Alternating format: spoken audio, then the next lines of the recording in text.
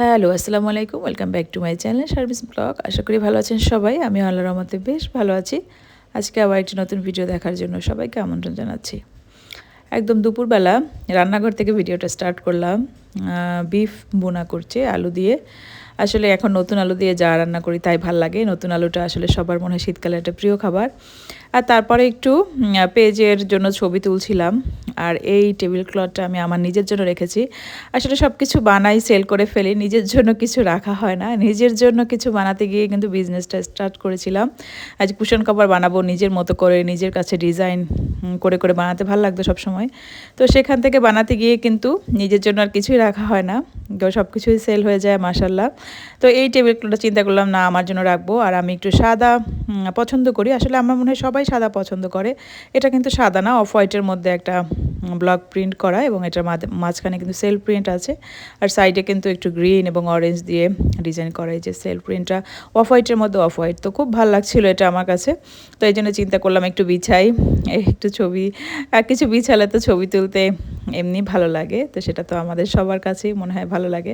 আর একটু দেশি মুরগির মাংস রান্না করছিলাম। আজকে একটু রুটি করব, চালের রুটি। তো এই জন্য আমি চিন্তা করলাম দেশি মুরগির মাংস দিয়ে, আর বাচ্চাদের জন্য আবার বিফ করেছিলাম। তো এগুলো করলাম। আর চিন্তা করছি যে একটু কাজও করে ফেলি। আসলে এই অর্ডারটা আমি যখন নিয়েছিলাম তখন কিন্তু চিন্তা করিনি যে এটা আমার করতে হবে। আসলে আমার যে টেইলার বা সেলাই করে যে ছেলেটা, ও এটা করবে না বলে দিয়েছে, কারণ এই কাজটা অনেক ঝামেলার। তো যাই হোক, যেহেতু অর্ডার নিয়েছি কাজটা তো আমাকে কমপ্লিট করে দিতেই হবে। তো আমি ঝামেলার কাজ করতে বেশি পছন্দ করি এবং আমার কাছে মনে হয় যে না, এটা আমার জন্য একটা শেখার কিছু হলো, হ্যাঁ, নিজের স্কিল একটু ডেভেলপ হলো বা আমি কিছু একটা শিখলাম। তো এইটা চিন্তা করে কাজটা করছি। আর এই যে আমি চিংড়ি মাছের ঝোল দিয়ে এখন চালের রুটি খাবো।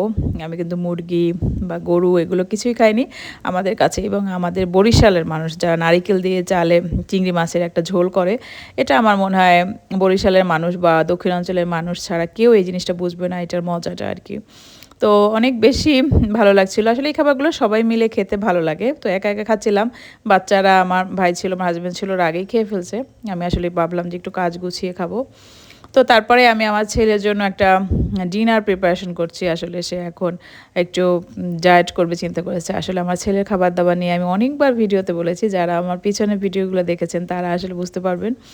তো সেখান থেকে সে যে এখন নর্মাল খাবার খেতে চাচ্ছে বা ডায়েট করতে চাচ্ছে, আলহামদুলিল্লাহ এটার জন্য আমি অনেক বেশি খুশি। তো একটু ছোলা, এটাকে একটু সিদ্ধ করে হালকা একটু তেলে আদা রসুন দিয়ে, একদম নামমাত্র, সেরকম কোনো মশলা নাই, মশলা ছাড়াই বলা চলে। তো যেহেতু আমরা বাঙালি, বাংলা টেস্ট, তো এই জন্য একটু লবণ আর আদা রসুন দিয়ে একটু হালকা ভেজে দিয়েছি। তারপরে টমেটো, শসা, পেঁয়াজ এবং লেবুর রস দিয়ে সুন্দর করে একটু মাখিয়ে সালাদের মতো করে দিব। আর আমি এটার সাথে কিন্তু ডিম অ্যাড করব, যেহেতু রাতের খাবার, অন্য কিছু আর খাবে না, যাতে পেটটা ভরা থাকে আর কি, একটু হেলদিও হলো, টেস্টিও হলো, আর পেটটাও ভরা হলো। এই জন্য একটু ডিম দিয়ে দিব। আর আমার বাচ্চা কিন্তু ঝাল খেতে খুব পছন্দ করে, বিশেষ করে আমার ছেলে, সে সব ঝাল ঝাল খাবার খেতে পছন্দ করে, মিষ্টি একদমই লাইক করে না। আর এই জন্য আমি কিন্তু এটার উপরে একটু জিরি ফ্লেক্স দিয়ে দিব বেশি করে, যাতে করে ওর একটু খেতে ভালো লাগে। আসলে ডায়েট এমন কঠিন কিছু না, সবাই কিন্তু সবার টেস্ট বা অনুযায়ী আমরা ডায়েট করতে পারি, হ্যাঁ, যে না আমার এই ধরনের খাবার খেতে ভালো লাগে, আমি সেটা খেয়ে ডায়েট করব। আমার কাছে মনে হয় আমি যদি সিরিয়াসলি ডায়েট করি বা আমি আমার খাবারগুলোকে একটু এদিক সেদিক করে নিই, তাহলে মনে হয় আমার ওজনটা কমে যায়। আসলে ওভাবে সিরিয়াসভাবে করাও হয় না কখনো। তো ছেলের জন্য এই জিনিসটা বানালাম, ভালোই লাগছে, টেস্টটা অনেক ভালো আসছে, আমরা সবাই মিলে খেয়েছি। আর তারপর চিন্তা করছিলাম একটু পিঠা বানাবো, এটা আসলে মেয়ের জন্য। আমার মেয়ে আবার এই পিঠাটা খেতে খুব বেশি পছন্দ করে। আর এই পিঠাটা আমি বানাতে পারি না বললেই চলে, আমি আসলে কখনো বানাইনি এই পিঠাটা। আমার শাশুড়ি, আমার ননদই সবসময় আমাদেরকে বানিয়ে খাইয়েছে। তো এবার চিন্তা করলাম না, আমি একটু বানাই। আসলে সবসময় ওরা দেয়, ওদের উপরে নির্ভর করে থাকতে হয়, ওরা যখন দেয় তখনই খাই, এছাড়া আর খাওয়া হয় না। আর আমার মেয়ে আবার খুব বেশি পছন্দ করে এটা খেতে, চিন্তা করলাম না আমি একটু তার জন্য চেষ্টা করে দেখি। তো বানাতে শুরু করেছিলাম, ঠিক আছে, ভাবছিলাম যে হয়তো পারবো। আসলে পিঠায় বানাতে আমি একদমই পারদর্শী না, বলতে পছন্দ করি না, আর আমার হাতে ভালো হয় না, যেটা সত্য কথা। ভালো না হলে কিন্তু ওই জিনিসটা বানানোর প্রতি আপনার আগ্রহ থাকবে না। আমি আসলে এই পিঠাটা বানাতে কখনো দেখিও নি। আমার ননদ অনেক বানায়, বা আমার শাশুড়ির হাতেই আমি যতবার খেয়েছি, ননদ আর শাশুড়ির হাতে খেয়েছি, তো ওদের হাতে খুব মাশাআল্লাহ ভালো হয়।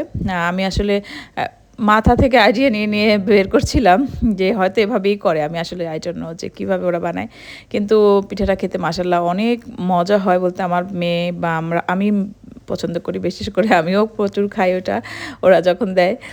তো চিন্তা করলাম নিজে একটু বানাই, তো হচ্ছিল না, খুব বিরক্ত লাগছিল যে আসলে কি করছি, আসলে কি এগুলো এমন একটা জিনিস একবার যদি আপনার আয়ত্তে চলে আসে তাহলে আর কোনো সমস্যা নাই। কিন্তু আমি এই পিঠাটা কখনো বানাতে ওদেরকে দেখিনি আমার চোখের সামনে, সবসময় বানিয়ে আমার বাসায় নিয়ে আসছে। তা আমি চেষ্টার উপরে চেষ্টা করেই যাচ্ছি চেষ্টার উপরে চেষ্টা করেই যাচ্ছি। এটার খামিরটা আমি আর আমার আপা দুইজনে মিলে করেছিলাম, তো সেটাও হয়নি, মানে সেটাও আমার মনে হয় যে একটু গড়বড় হয়েছে। আর এই শেপটাও আমি দিতে পারছিলাম না, আমি দেওয়ার জন্য খুব বেশি চেষ্টা করছি। এই পিঠাটার নাম সম্ভবত শামুক পিঠা বা এই ধরনের বলে। আমি জাস্ট একটু চেষ্টা করে, শেপটা এরকম হয় কিন্তু ওদের শেপটা আর অনেক বেশি সুন্দর হয়, আমার এরকম না। তারপর চিন্তা করলাম যে না, এটা ভালো লাগছে না, আমি এরকম গোল গোল করে বানিয়ে ফেলি, শামুক না হোক ঝিনুক তো হয়তো হবে। তো সেটার জন্য চেষ্টা করছিলাম, কিন্তু যেটা মেইন কথা যে শেপটা বড় কথা না, টেস্টটা হচ্ছে বড় কথা। তো এই পিঠাটা এভাবে বানিয়ে তারপরে হলো তেলে ভেজে নিতে হয় মচমচে করে। তো তেলে আমি ভেজে নিচ্ছিলাম, কিন্তু তারপরেও আমার পিঠাটার টেস্টটা আমার মনে হয় ভালো হয়নি। বলতে গেলে আমি স্যাটিসফাইড ছিলাম না, আমি তো অনেক খেয়েছি, আমি তো জানি এটা টেস্টটা কেমন হয়। টেস্টটাও ভালো হয়নি এবং যেভাবে হওয়ার কথা কিছুই হয়নি। তো তারপরে চেষ্টা করেছি, এটা হলো বড় কথা। হয়তো ইনশাল্লাহ আমার ননদ বা শাশুড়ি দুইজনের একজনকে নিয়ে আমি আবার বানাবো, তাহলে হয়তো আমি ফুল রেসিপিটা ওদের কাছ থেকে শিখতে পারবো। তো এই ছিল আমার আজকের ভিডিওটা কেমন লাগলো জানাবেন। আর রেগুলার হওয়ার চেষ্টা করছি অনেক বেশি, ইনশাল্লাহ খুব বেশি ভিডিও দিব। তো সবাই পাশে থাকবেন, আমার পুরনো বন্ধু নতুন বন্ধু যারা আছেন সবাইকে অনেক বেশি ভালোবাসা, কমেন্ট করে সবাই সাথে থাকবেন ইনশাল্লাহ। আগের মতো করে আবার সবাই কাজ করতে চাই। তো ইউটিউবে আসলে যেই ধরনের পরিবেশ সৃষ্টি হয়েছে, আসলে আমি যখন কাজ করতাম বিশ্বাস করেন এই ধরনের অবস্থা ছিল না। তো খারাপ লাগে মাঝে মাঝে, এখন ইউটিউবে ভিডিও করতে খারাপ লাগে। তো ফেসবুক ইউটিউব দুই জায়গায় কাজ করি। তো নতুনভাবে আবার রেগুলার হওয়ার চেষ্টা করছি। সবাই ভালো থাকবেন, আমাকে দোয়ায় রাখবেন।